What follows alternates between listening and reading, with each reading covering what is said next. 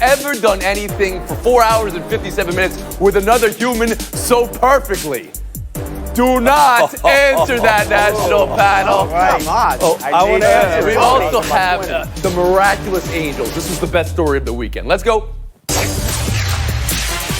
I want to answer it, Tony. Yeah, you can answer it. Just make sure I answer first, right? Get back to that. All right, there we go. Now start talking. Back in the 90s, maybe. Wow.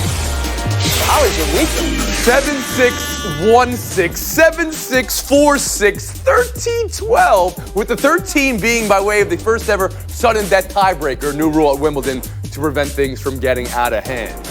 You're not out of hand. You get out of hand. Djokovic over Federer. Call it out. Did the fifth set tiebreaker work for you? Yes. Yep. Yes. All right. Yay. Good. Bill, how did this match play out? It played out like I thought Federer had won the thing, was going to win it. He had more points. He had more break points. He had more winners.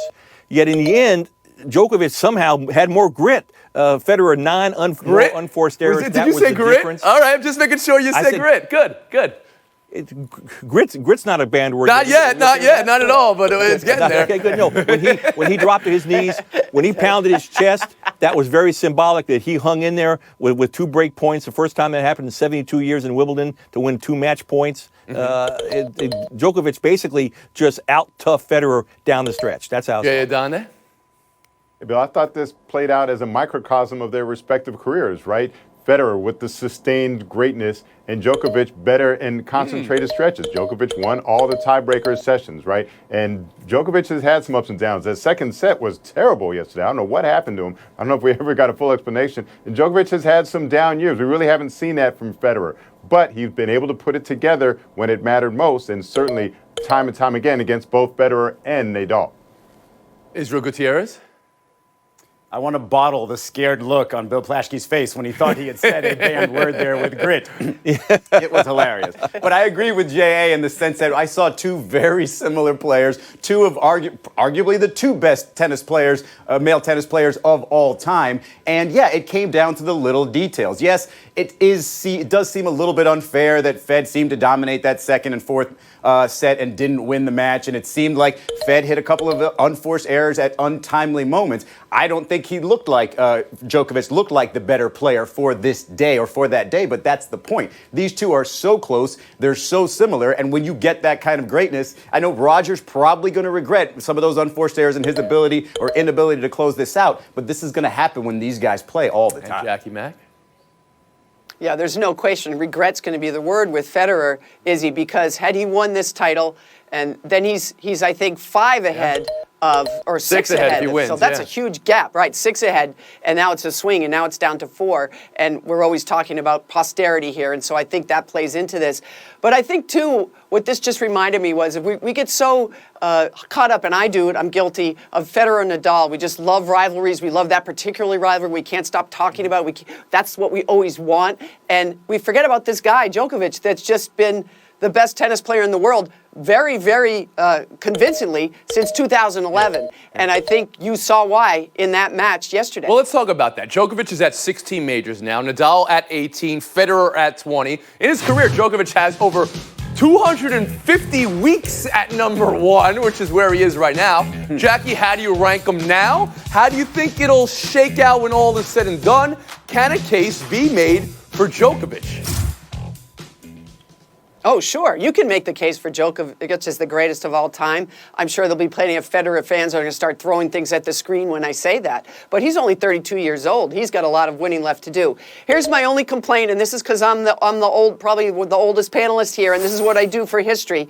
You know, I don't think Rod so. Laver. No one ever talks about the greatest for Rod Laver. I think I am. I think I got you. Rod Laver, remember, he played during a time when Grand Slams were for amateurs. So he won 11 Grand Slams. Who knows how many he would have won had those counted back in the day. So I always offer that as a cautionary tale when we talk about Laver was in an era, though, where he was playing against 2 others that were considered in that conversation. And I think that plays into it. Israel, can you make the case for Djokovic?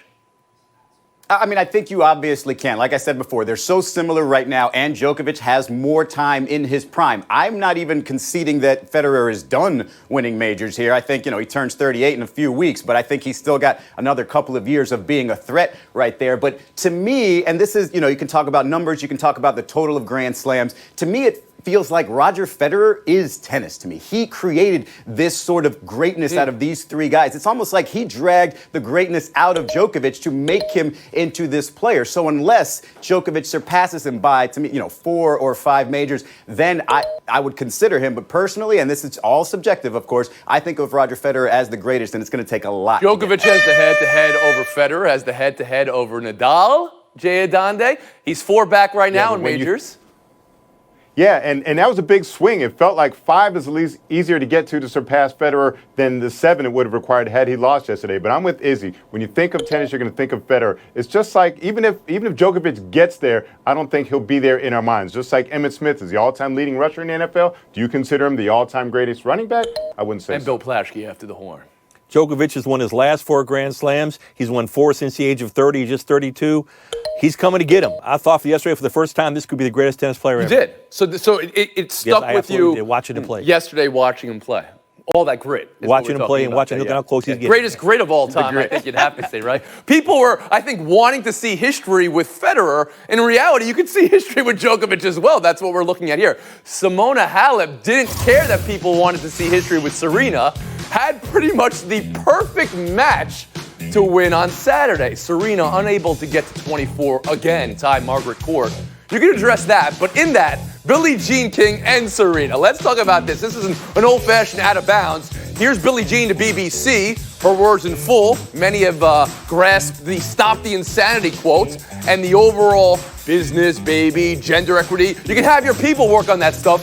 Focus on tennis part. But here's Serena after the loss. Well, the day I stop fighting for equality and for people that look like you and me, will be the day I'm in my grave. Billie Jean responded on Twitter after that she would never ask anyone to stop fighting for equality. If I can have an aside, this needs to be said as well. In this discussion, it's being said both of these women have track records of addressing inequality and women's rights. Track records? This is Billie Jean King. There's no Title IX without her. There's no track without Billie Jean King. This is Serena. Both are unimpeachable. But I'll ask you, Jackie Mack, what did you think of Billie Jean's criticism and Serena's response? So there's a lot to unpack here, and you're correct when you say Billie Jean King. There is nobody that has done more for the women's movement and athletics than Billie Jean King. That's indisputable. It really is. I paid my own homage at the ESPYs just a couple of nights ago. Having said that, I think if Billie Jean could do this over, perhaps she would word it a little differently, Tony. To lump in all the things that she calls Serena as being a celebrity, Serena being a mother, she runs a company, all of these things. To say you can just have someone else take care of that. I mean, you can't tell your 2-year-old, honey, I have some staff to take care of you. Let me get back to you when you're 4 years old. It doesn't work that way. I'm sure that's not exactly what Billie Jean meant, but I'm sure a lot of working moms out there, that's what they heard. I think this is easily solved. The two of them are both on the same page in terms of what they want for women and for equality. I think Billie Jean King has to just let this go, honestly. Israel, you have a read on it? I totally agree with Jackie here, and I think where Billie Jean King sort of had, and this is odd to say, sort of a narrow-mindedness here, is it's way too much focus on the tennis. Serena, at this point, is way bigger than just a tennis player. She is an inspiration to millions. She is a figure. She is not just a tennis player. Whether she wins number 24, number 25, number 26 is irrelevant. Her work is done in terms of creating who she is and being this figure. Now, if she goes ahead and wins 24, 25, 26, will her impact be any greater? No. She's already seen by so many people as the greatest women's tennis player. So this is what's important to her, the impact she's having. When she says she's not going to stop fighting for equality is the day she will be in her grave. When she has a foot in her grave, will she be more proud of her tennis accomplishments or her accomplishments and her impact on society? I believe it to be the second one, and she can be more focused on that whenever she wants to. Well said, Israel. Jay Adande, your view of this? You wonder if the question was properly put to Serena Williams. That's a tough question to capture all the nuance of what Billie Jean King was trying to say, to try and capture that and put that forward in a post-match press conference after Serena just lost the Wimbledon finals. And you also wonder if Maybe Billie Jean King is expressing some of that lament and regret from the first wave of feminists who promised everyone and women that they could have it all, and then only to discover that being in the workplace meant sacrificing to some extent, right? Can you make partner in the law firm and still be the best mother to your children? And I think we've seen Serena pay more attention, as she should, to motherhood and being married. Think about it. Steffi Graf retired for 2 years before she got married and started having a family. She was able to focus on the tennis excellence. Serena has tried to have it all, and we've seen that that comes with choices and sacrifices and compromise. And Bill Plaschke. Yeah, I think Billie Jean's being unfairly painted in a bad light here. I mean, you know, remember, she founded the Women's Tennis Association. She founded it. I mean, there's no greater gender equity, as Jackie said, warrior than Billie Jean King. I think all she was saying was, hey, Serena, it's okay to be selfish once in a while. All of us, any of us who have jobs and a lot of demands on our lives, we have people come to us sometimes and say, it's okay to be selfish. Think of yourself for once. Take care of yourself. I think that's all she was saying to her. I think there's no way she was saying she should stop fighting. There's no way she should say that she shouldn't continue in her mission for gender equity throughout, you know, the world. I just think she was telling her, think of yourself. Your opinion here, Bill, do you believe this is Billie Jean saying, I was in this exact position as you were, and my focus was on so many things, and now maybe I wish I had a little bit more time focusing on the tennis? Yeah, I think Jay made a lot of sense when he said that. I think that sounds exactly what she's saying. She's saying, take care of yourself. Take care of yourself for one. Jackie, back in. Yeah, so the one thing I do want to point out is there's nobody that wants Serena Williams to tie and beat Margaret Court more than Billie Jean King. Remember all the way back to when the two of those were rivals. Margaret Court was very outspoken about Billie Jean's individual lifestyle and very critical of it. So you can be sure that Billie Jean King is rooting for Serena Williams to get that. She was right. when they were playing together, and she was after they were playing together. Israel Gutierrez, do you think 24 and 25 is still within Serena's grasp, but do you think it's also her ultimate goal? I don't think it's her ultimate goal. I think she wants to believe, as she says, that there's not really a whole lot of pressure there. But I think it's sort of like the last carrot out there for her, right? So she does put additional pressure on herself. And I think you see it when she plays. She just doesn't feel like the same woman sometimes in these finals. But I think she will get there. Jay Adande?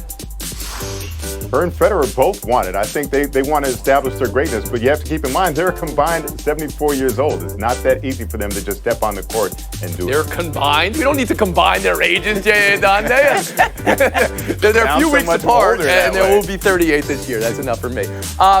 Plaschke, something you said that sticks with me. You used the word selfish, which is a word that has some connotation for some people. For me, I prefer to use the word self-full. Serena's being self-full in her decisions here when she's talking about being a mother, and when she is literally being a mother, and when she's talking about equity and rights, and when she's talking about self-care. She had the comments just last week about how she had to apologize to Osaka, and that was work she had put in therapy. She's talking about being a full person. It's a self-full decision. NBA news of the day. Ben Simmons, 5 years, $170 million, which makes him the second highest paid Philadelphia 76er this summer, behind Tobias Harris. $350 million combined for the two of those. Don't forget Joel Embiid got about, $140 million a year ago, and now Horford got paid this summer as well, $100 million if it all plays out. Jackie, buy or sell what the Sixers are doing here, buy or sell Simmons at $170 million. You had to lock up Ben Simmons. He has a chance to be a transcendent player. I know everybody's going to talk about his shooting, and that does have to come. But if you let him become a restricted free agent, someone can sign him for 2 years, then you got to match it, and then all of a sudden you got him on a short 2-year deal, and you got a player that's not as happy. They did the right thing here, Tony. Israel Gutierrez? I mean, you can only really judge this after Ben Simmons develops into the player that he's going to be. And if you have faith that he is going to develop a jump shot, then this, again, is a no-brainer. This reminds me of the Andrew Wiggins situation in that they weren't sure if he was really a max player. I think the one thing that Philly is absolutely certain of is that he's got the heart and want to. Whether or not he can develop that jump shot, I think, is a question mark. So it's a safe gamble. I'm buying Elton Brand's commitment to keeping this core together and paying very highly to do so. Yes, he's not a great outside shooter, might not ever become so. Guess what? They were already the second best team, arguably. They gave Toronto the best run of any team in the playoffs this year. With this group, I think they can come back and keep it going, even without Jimmy Butler. Bill Plaschke. Yeah, you got to think without a couple bounces from that Kawhi shot, who knows what the Sixers might do. So, yeah, you got to keep the group together. But I can't believe we're all excusing the jump. He's never made a three-pointer. all these millions of dollars, and he's never made a three-point shot in an NBA game. I'm just thinking that's crazy. I'm thinking maybe he'll be the impetus to work on his jump shot this summer. You're latching onto that. What about the salaries that they're putting out here? Jackie Mack, Tobias Harris is the highest paid Sixer. Joel Embiid isn't the highest paid, nor is he the second highest paid Sixer. How do you think that sits with him? Well, but here's the thing. When he signed that deal, Joel Embiid, he was coming off some serious health concerns. His contract's loaded with health incentives, so that's why that contract looks a little different. Don't worry, Joel Embiid's going to get his. Trust me. And Israel, Tobias Harris, the highest paid Sixer? Yeah, I mean, look, it's going to be received just fine because, as Jackie said, Joel Embiid, if he continues to stay healthy, will get paid more. But, man, it's really hard to believe that a role player on your team, essentially, he's your role player type of scorer, is the highest paid guy. It might create a little bit of friction. We move on. Timing is everything. Next topic up for discussion. Never made a three-pointer. Never. And this is ground ball to second base. Red Heifel falls down, picks it up, fires to first. The Angels have no hit. The Seattle Mariners. It has been an amazing roller coaster of emotions for this Angels franchise. You know, he was definitely looking over us tonight. This is absolutely indescribable. This is the most amazing moment I've ever seen. Scored 7 runs in the first. Ended with 13. Tyler's birthday is 7/13. His birthday tomorrow. How do you even begin to process this Angels team's no-hitter, combined team no-hitter, and outpouring of love for the Skaggs family in the first home game after Tyler's passing, Bill Plaschke?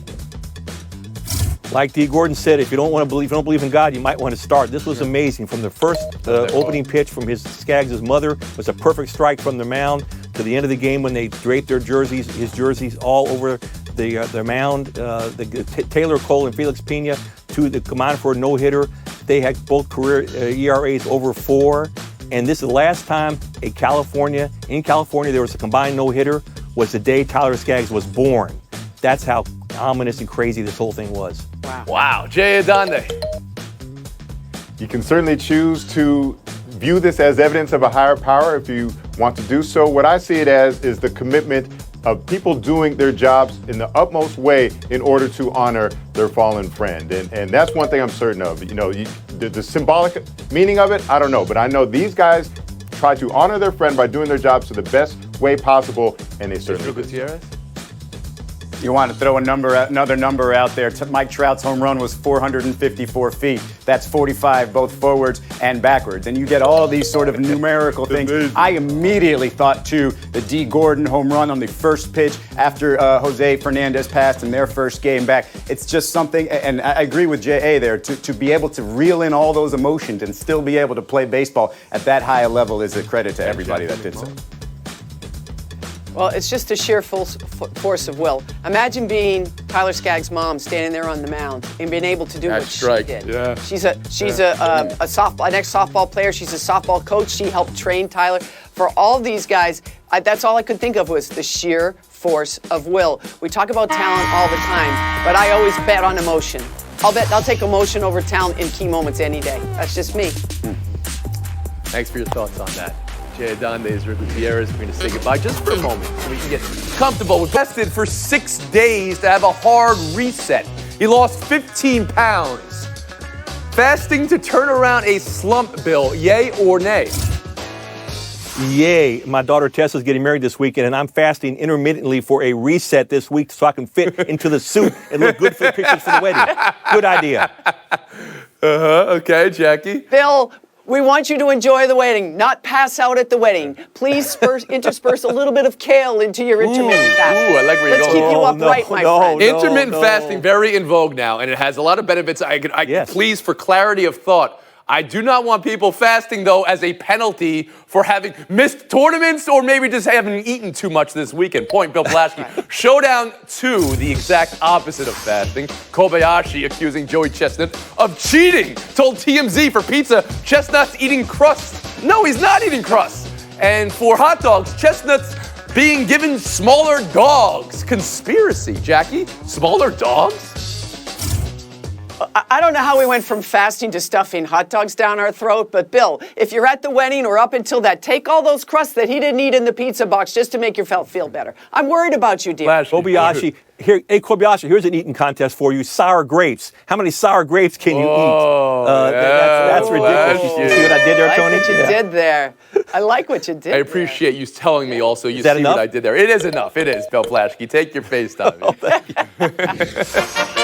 Baseball games, once again, are too long. The Red Sox-Dodger game last night lasted 5 hours and 40 minutes. Jackie Mack was at Fenway Park. She went home early. Josh Bard, one of our producers, big Red Sox fan, he went to bed. Ooh, calling them out. They need to change something here. They need to put that runner on second base in the 11th or 12th inning, change the whole format the way Wimbledon did, make them shorter. So you want what, 11 innings, 12 innings, Kev? It's going to go forever. It's too long. The game's About Jackie Mack, you saw it on the telecast. Jackie, you're in the front row of the monster seats ahead of A-Rod, and then it's like Hollywood Squares. J-Lo's opposite you. I know. Incredible. And you know what? I didn't even say hello. 23 and a half hours. Pardon the interruption, but I'm Frank Isola. Hey, Tony, a man set a new world record by spending 116 straight hours on the toilet. Tony Kornheiser. Wow, my record is 8. I fell asleep. You could have broken that record. Got to focus more. So, Steve Sands